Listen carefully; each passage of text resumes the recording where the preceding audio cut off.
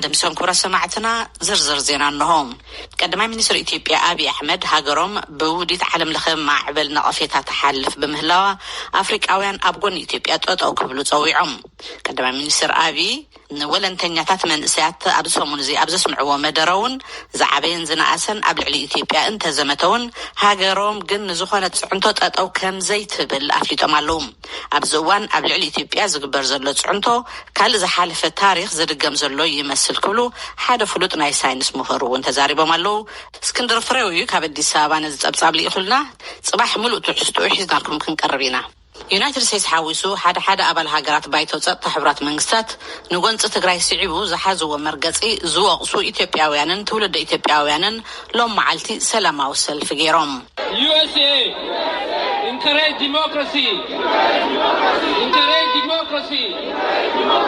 not ethnic division እቶም ሰላማዊ ሰልፈኛታት እተን ሃገራት ዝሓዘኦ መርገጺ ጉጅለ ሕወሓት ኣብዚ ዘርግሖ ጉጉይ ሓበሬታ ዝተመርኮሰ ብምዃኑ ይስተኻኸል ኢሎም ክብል ነቲ ሰላማዊ ሰልፊ ዝተኸታተለ መሳርሕትና ሃብታሙ ስዩም ሓቢሩሎም ኣብ ኢትዮጵያ ክልል ደቡብ ወረዳ ኣማሮ ኣብ ዳኖ ቡልቶ ኣመሓዳሪ ወረዳ ኣማሮ ሓዊሱ ዓበይቲ ዓዲ ቀበሌ ምዕራብ ጉጂ መራሕቲ ሃይማኖትን ሓረስቶት ዳንቦልቴን ዕርቂ ኮፍ ኢሎም ኣብ ዝነበረሉ እዋን ተኹሲ ተኸፊቱ 6 ሰባት ተቐቲሎም 4 ሰላማውያን ሰባት ከዓ ቆሲሎም ክብሉ ናይታ ወረዳ መምሕዳር ሰላምን ጸጥታን ኣፍሊጡ ምክትል ኣመሓዳሪ ወረዳ ኣቶ ኣስታርቀኝ ኣንደባ እቲ መጥቃዕቲ ምሳና ኣብ ተኣኺባ ዕርቂ ኮፍ ኢሎም ብዝነበሩ ዝበልዎም ኣመራርሓ ወረዳ ገላና እዩ ተፈጺሙ ኢሎም ኣለዉ ስለዚ መንግስቲ ክልል ኦሮሚያ ክሕተት ኣለዎ እውን ኢሎም ኣለዉ ንልዕሊ 5 ዓመታት ጸኒሑ ዝበልዎ ጸገም ወሰን ክልላት ኦሮሚያን ደቡብን ንምፍታሕ መንግስቲ መፍትሒ ኸናድውን ጸዊዖም ኣለዉ ሓላፊ ቤት ጽሕፈት ሰላምን ጸጥታን ወረዳ ኣቶ ኤልያስ ልማ ብወገኖም ኢሰብኣዊ መጥቃዕቲ ተፈጺሙሎ እዚ ካብ ዓቕምና ንላዕሊ ብምባል ነቲ መጥቃዕቲ ዝፈጸመ ኣብቲ ዞባ ዘሎ ኦነግ ሸኔ ዝበሃል ዘይኮነስ ዕጡቃት ወረዳ ገላና ዞባ ምዕራብ ጉጂ እዮም ኢሎም ኣለዉ ይብል ጸብጻብ ዮናታን ዘብዴዎስ ካብ ሃዋሳ ኣብ መምሕዳር ድሬዳዋ ዝወዳደሩ ተቃወምቲ ፖለቲከኛታት ኣብቲ መምሕዳር ንቐበሌታት ገጠር ዝተዋሃበ መናብር ውክልና ዝተጋነነ ይኽብሉ ወቂሶም ብመሰረት ቆፀራ ህዝቢ 1999 ካብ 3 እትልዕሊ 2 ኢድ ህዝቢ ኣብ ዝነበረላ ከተማ ድሬዳዋ ንቤት ምክርቲ መምሕዳር ካብ ዝተመደቡ 189 መናብር መብዛሕትኦም ንቐበሌታት ገጠር ዝተመደበ እዩ ኣብዚ ጉዳይ ዝተሓተተ ሃገራዊ ቦርድ ምርጫ ሃገር ነዚ ናይ ምትዕርራይ ጉዳይ ስልጣን መምሕዳር ከተማይ ኢሉሎ ክብል አዲስ ቸውከል ካብ ድሬዳዋ ሓቢሩሎም እዚ ሬድዮ ድምጽ አሜሪካ እዩ ባይቶ ዩናይትድ ስቴትስ ንዓቅሚ ቁጠባ አሜሪካውያን እንደገና ዝቕይር ኣብ ወፃኡን ንዓለም ለኸ ፈንድ ጥዕና ዝውዕል ቢልዮናት ዶላራት ሓገዝ ኮቪድ-19 ንኸጽድቕ ተዳሊሎም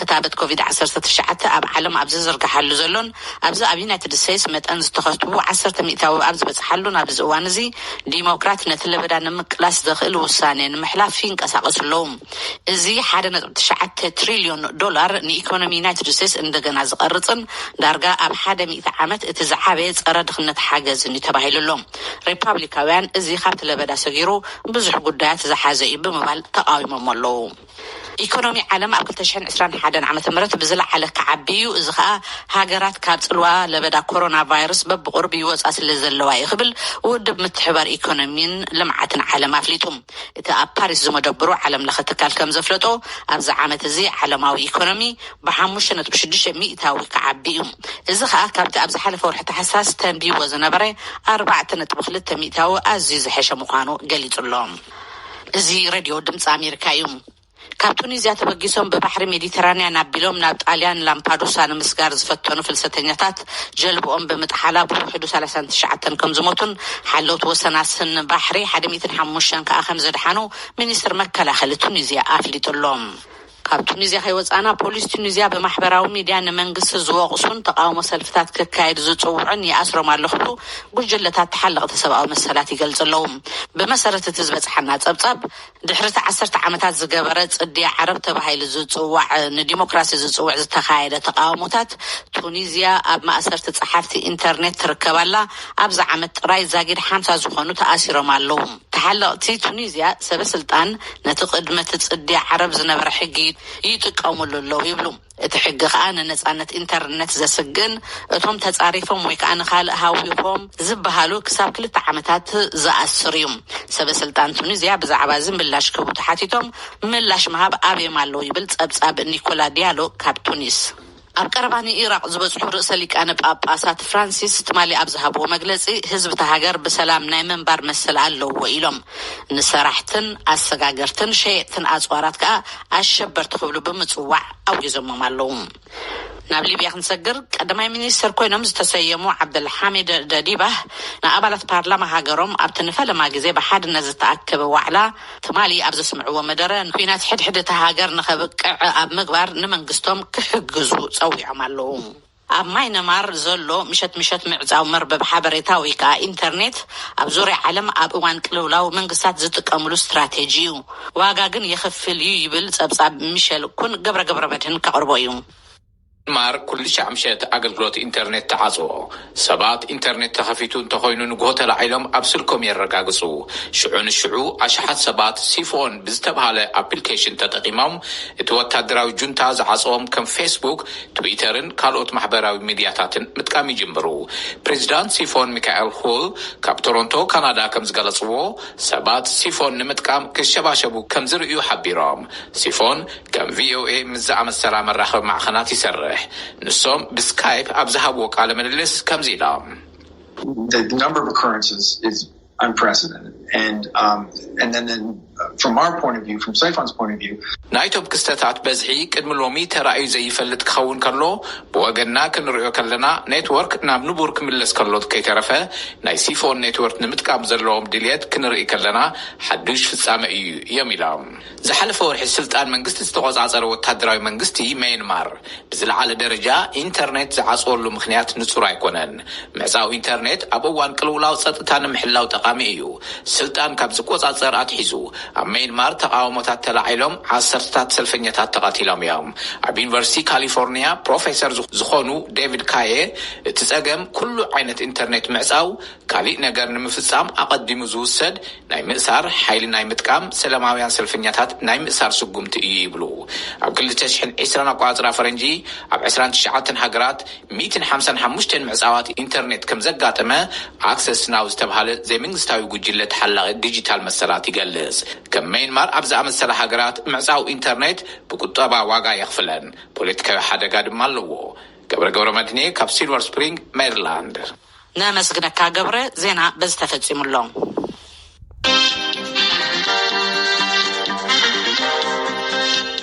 ነመስግን ምንያን ዜና እዚ ካብዚ ካብ ዋሽንግተን ዲሲ ዝመሓላለፍ ዘሎ ሬድዮ ድምፂ ኣሜሪካ እዩ። ናብ ጸብጻብ ክንሓልፍ።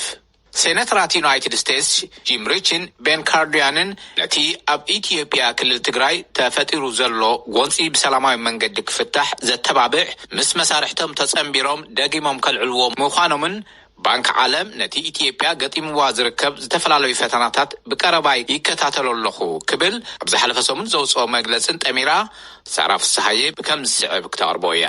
ሴናተር ዩናይትድ ስቴትስ ጂም ሪች ተወካሊ ግዝኣት አይዳሆ ንሪፐብሊካን ፓርቲን ኣባል ኮሚቴ ጉዳያት ወፃእን ከምኡውን ቤን ካርዲን ተወካሊ ግዝኣት ሜሪላንድ ንዴሞክራሲያውያን ፓርቲን ላዕለዋይ ኣባል ኮሚቴ ጉዳያት ወፃእን ኣብ መጋቢት 5 2021 ምስ ተወሰኽቲ ሴናተራት ዩናይትድ ስቴትስ ተወካሊ ፍሎሪዳ ንሪፐብሊካን ፓርቲ ማርኮ ሩቢ፣ ተወካላይ ሜሪላንድ ንዴሞክራሲያውያን ፓርቲ ክሪስ ቫን ሆለን፣ ተወካሊ ኢንዲያና ንሪፐብሊካን ፓርቲ ቲም ኬን፣ ተወካላይ ቨርጂኒያ ንዴሞክራሲያውያን ፓርቲን ክሪስ ኮንስ፣ ተወካላይ ዴሌዌር ንዴሞክራሲያውያን ፓርቲን ንምንቅስቃሳቶም ተጸንቢሮም ነቲ ክልተኣዊ ፍታሕ ንምምጻእ ዝሕግዝ ውሳነ ከም ብሓድሽ ብምልዓል መንግስቲ ኢትዮጵያ፣ ህዝባዊ ወያነ ሓርነት ትግራይን ካልኦት ተጻባእቲ ወገናትን ኩሎም ተጻባኡታቶም ጠጠው ብምባል ሰብኣዊ መሰላት ህዝቢ ክሕልው ዘይተወሰነ ተበጻሓይነት ሰብኣዊ ሓገዛት ከፍቅዱ ከምኡውን በቲ ኣብ ኢትዮጵያ ክልል ትግራይ ዝካየድ ዘሎ ኩናት ስዒቡ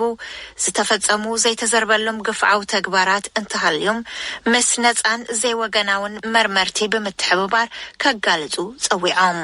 ኢትዮጵያ ኣብ ቀርኒ ኣፍሪቃ ኾነ ብሓፈሻ ኣብቲ ዞባ ወሳኒት መሻርክቲ ዩናይትድ ስቴትስ እያ። ቀዳማይ ሚኒስትር አብይ ካብ 2018 ጀሚሮም ዴሞክራሲያውን ቁጠባውን መምሕያሻት ንምምጻእ ሰሪሖም እዮም ዝበሉ ሪች ኣብዚ እዋን ግና ኣብ ትግራይ ኣብ ልዕሊ ሰባት ዝወርድ ዘሎ ስቃይ ኣዝዩ ዘተሓሳስብ ኩነታት ፈጢሩ ይርከብ። ኣብ ጸጥታን ምርግጋእትን እቲ ዞባ ዝኣመተ ልዑል ስግኣት ዘለዎን እዩ ኢሎም ዝተረጋገአት ሰላማዊትን ምዕቡል መጻእ ዘለዋ ኢትዮጵያ ኾነ ብሓፈሻ ኣብ ቀርኒ ኣፍሪቃ ንምውሓስ እቲ ጥቅዓት ጠጠው ክብል ኣለዎ።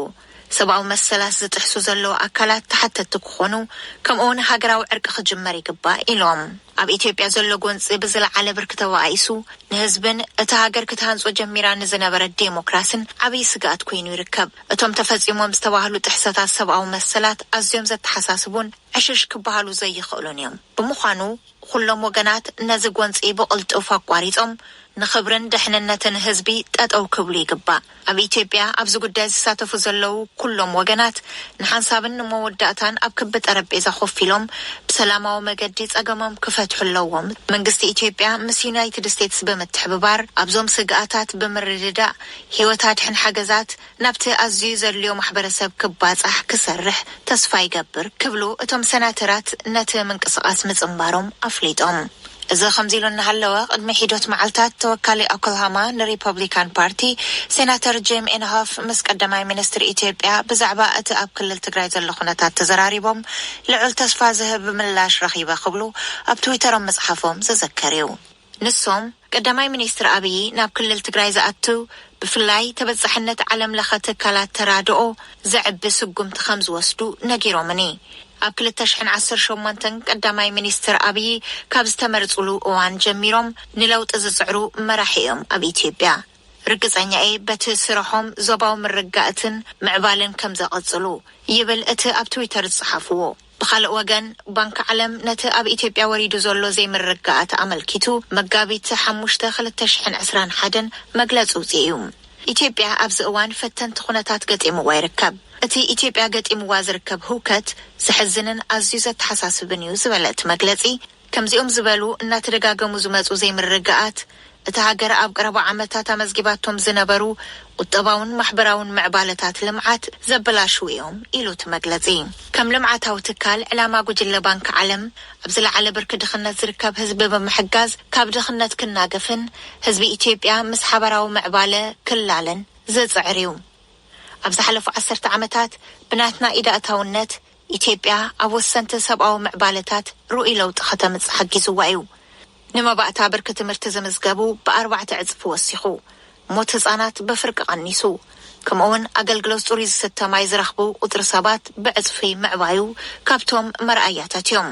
ይኹን እምበር ኢትዮጵያ ብዙሓት ፈተንቲ ጉዳያት ዘለዋ ሃገር እያ።